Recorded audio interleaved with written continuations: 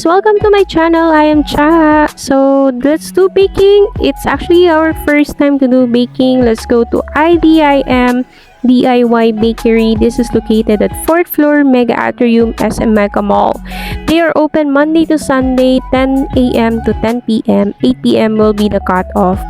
So I don't have experience for to do baking. This is actually the best experience for both of us, me and my nephew. I don't have oven at home, so that's the reason why we would like to try doing baking. As you can see, hindi lang to pang matanda, pwede rin pambata. There's a lot of kids inside who's doing the baking. At the cashier, kailangan nyo lang mag-provide ng valid ID. So for each cake, it's already good for 2 person to bake inside. So there's a lot of different varieties that you can choose for baking. I choose the chocolate beer cupcakes. So I believe 800 pesos yung binayaran ko dito. For the cakes, I believe it ranges for around 1,000 above.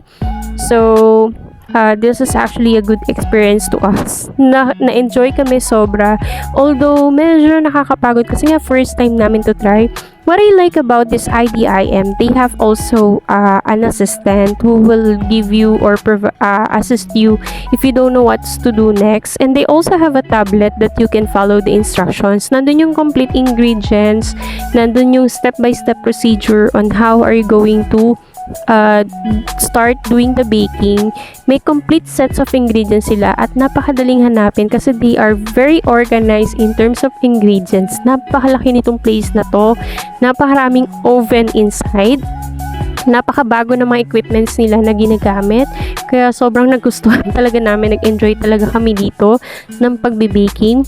At sa sobrang alam nyo na first time lang namin, sobrang natuwa kami kasi madali lang i-follow yung instructions na nandun sa tablet na sinusundan namin. So if ever na hindi na namin alam yung susunod next or medyo naguguluhan kami sa steps, meron assistant na co-coaching sa inyo kung ano na yung susunod yung gagawin. Especially after you finish mixing, ano na yung susunod yung next is to put it in the oven. Merong mga assistant din na mag-a-assist to put it in the oven. So, hindi nyo ina-expect na after that, you will finish the cakes.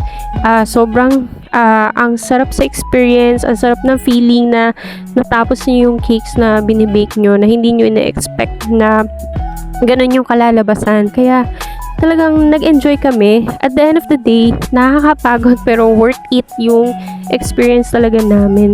So, medyo nahirapan ako ng pag-vlog dito kasi nga, yung wala akong katulong na mag-video sa akin. That's the reason why I put the camera on the table lang.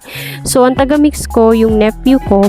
My nephew is only 12 years old. Meron pa mas younger pa sa kanya nagbe-bake din. Kasi nga madali lang siya.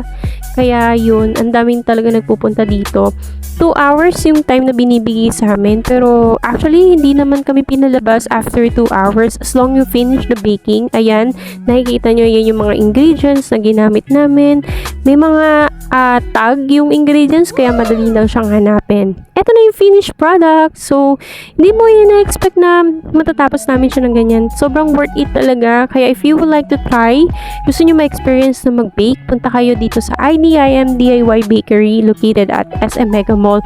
Sobrang worth it talaga yung experience. And also, ang sarap talaga ng cakes nila. So, yun lang. Thank you for watching my video. Bye!